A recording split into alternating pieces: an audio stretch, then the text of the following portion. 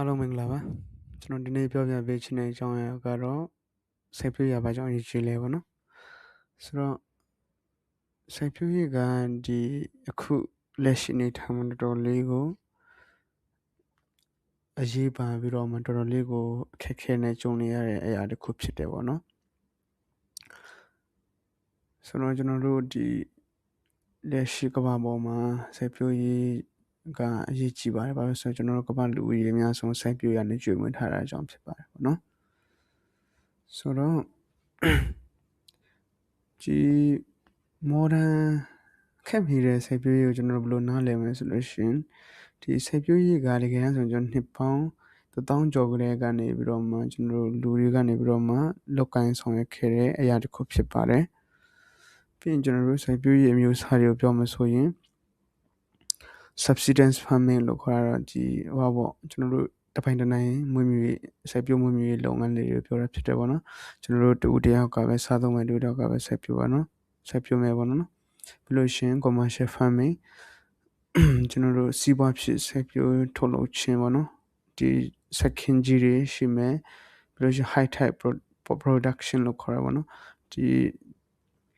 နေပညာဒီset တို့နောက်တစ်ခုကျွန်တော်တို့ပစ္စည်းအစုံလင်သုံးပြီးတော့တော်တော်လေးကိုကြီးကြီးမားမားထုတ်လုပ်တာပေါ့နော် organic farmingကတော့ကျွန်တော်တို့တမောနီလန်းနဲ့ကျွန်တော်တို့စိုက်တာ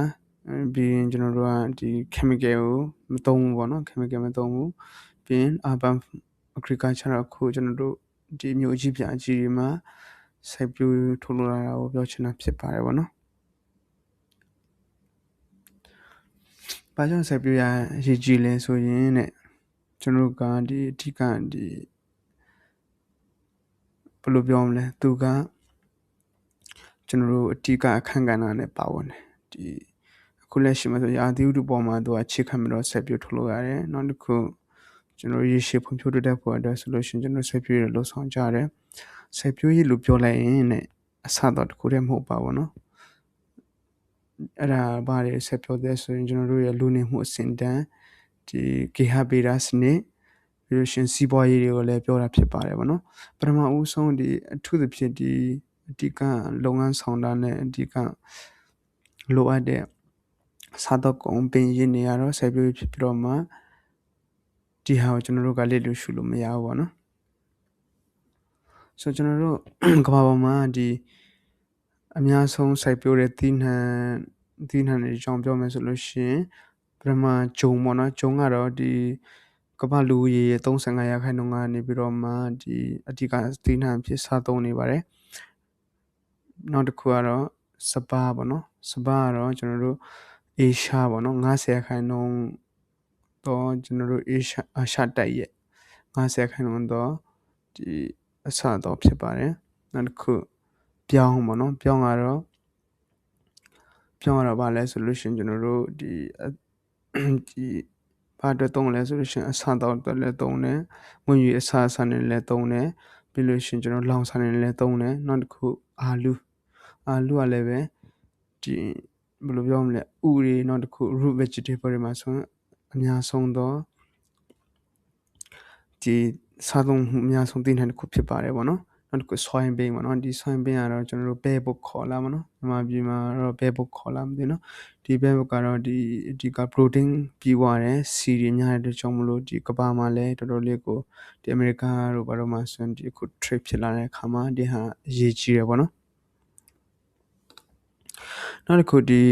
နိပညာတွေပေါ့နော်နိပညာတွေနဲ့ကျွန်တော်တို့စိုက်ပျိုးရေးမှာနိပညာတွေဘာတွေသုံးလဲဆိုလို့ရှိရင် drone တွေသုံးလာပြီခုနောက်ပိုင်းမှာ drone တွေသုံးလာပြီ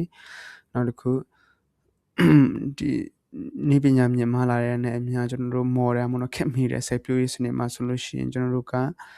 ဒီအချက်လက် data အချက်လက်ဒီစက်ပစ္စည်းကိရိယာတွေ GPS စတဲ့ဟာတွေပြီးလို့ရှိရင် GPS ပေါ့နော်နောက်တစ်ခုမြေတွေကိုကျွန်တော်တို့တိုင်းတဲ့ sensor တွေပြီးလို့ရှိရင် AI တွေပါသုံးလာကြပြီလို့ပြောလို့ရပါတယ်ဗောနော်ခုလက်ရှိမှာနောက်တစ်ခုကျွန်တော်တို့ဒီရေရှည်ဒေသနဲ့စိုက်ပျိုးရေးကဘာကိုပြောလဲဆိုရှင်ကျွန်တော်တို့ခုလက်ရှိလိုအပ်နေတဲ့စားသောက်ကိုလိုအပ်ချက်ကိုလည်းပြီးပေါ်ရမယ်အဲ့ဒါဘာလဲဆိုရင်ကျွန်တော်တို့နောက်ဒီလာမဲ့မျိုးဆက်သစ်တွေလည်းကျွန်တော်စိုက်ပျိုးလုပ်ငန်းကအရေးပါပါတယ်ဗောနော်နောက်တစ်ခု စိုက်ပျိုးလုပ်ငန်းလုပ်ဆောင်တယ်ဆိုလို့ရှိရင်ဘာတွေလုပ်ရမလဲဆိုတော့ဒီ biodiversity လို့ခေါ်တဲ့ဒီဂေဟဗေဒမှာရှိတဲ့ဒီလိုက်လျောညီထွေမှုတွေနောက်တစ်ခုမြေရဲ့ကျန်းမာမှုတွေနောက်တစ်ခုဒီကောင်းမွန်ဒီပြီးရင်အရင်မြစ်တွေသုံးချမှုတွေကိုလည်းကျွန်တော်တို့ကစဉ်းစားဖို့လိုတယ်ဒီလှည့်စိုက်ပျိုးတာနောက်တစ်ခု drip နဲ့ဘောနော်ရေကိုအချိုးရှိသုံးချတာဘောနော်ရှိသလောက်မသုံးမနဲ့စနစ်ကျသုံးချတာပြီးလို့ရှိရင်ဒီ integrated pest management လို့ခေါ်တဲ့ဒီစုပေါင်းဒီယောဂါတို့ပုံမှန်တို့ကိုကျွန်တော်တို့ကကာကွယ်နေနေနေပေါ့နော်ပြီးလို့ရှိရင် composting ကြတော့မြေဆွေးတွေလောက်တာမျိုးတွေပေါ့နော်အစားရှိဖြစ်ကျွန်တော်လုပ်ဆောင်လာကြပါတယ်လို့ပြောပါတယ်ပေါ့နော်နောက်အနာဂတ်မှာပေါ့အဲ့ဒါ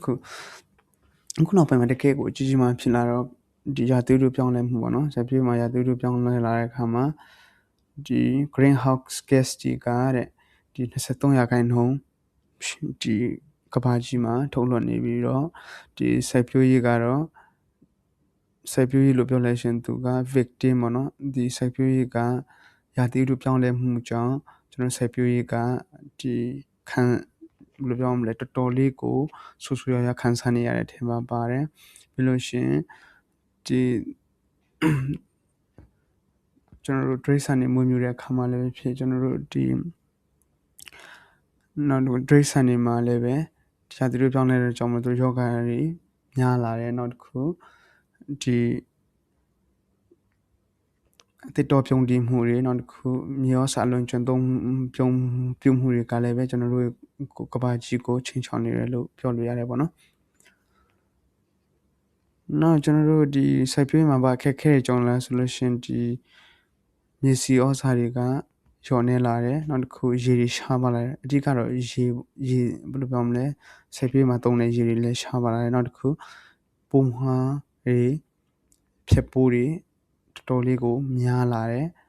ဘာဖြစ်လဲဆိုတော့အဓိကတော့ရာသီဥတုပူနွေးလာတဲ့အတွက်ကြောင့်ဖြစ်တယ်ပေါ့နော်ဆိုတော့ဒီနေ့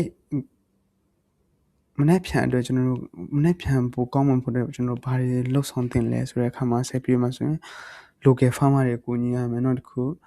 ဒီစိုက်ပျိုးဒီအစတော့ဆုံးရှုံးမှုတွေကျွန်တော်တို့ရောနေမှုမှာကျွန်တော်ပါဝင်ရမယ်နောက်တစ်ခု climate smart agriculture လို့ခေါ်တဲ့ဒီရာသီနဲ့လိုက်ဖက်တဲ့လုံညီထွေတဲ့ဒီစိုက်ပျိုးရေးနည်းလမ်းမှာကျွန်တော်တို့ကပါဝင်လှုပ်ဆောင်တင်တယ်လို့ပြောထားတယ်ပေါ့နော်ပညာရှင်တွေကဆိုတော့ကျွန်တော်ဒီနေ့ပြောပြပေးတဲ့အကြောင်းကတော့ဒီလက်ရှိမှာကဘာကြီးမှာကျုံတွင်တဲ့စိုက်ပျိုးရေးအခက်အခဲလေးကျွန်တော်ပြောပြချင်းဖြစ်ပါတယ်ဒီဆောင်းနာထောင်ပေးတဲ့အတွက်ကြောင့်လည်းကျေးဇူးတင်ပါတယ်ကျွန်တော် channel ကို subscribe လုပ်ပေးပါအောင်နော်ကျေးဇူးတင်ပါတယ်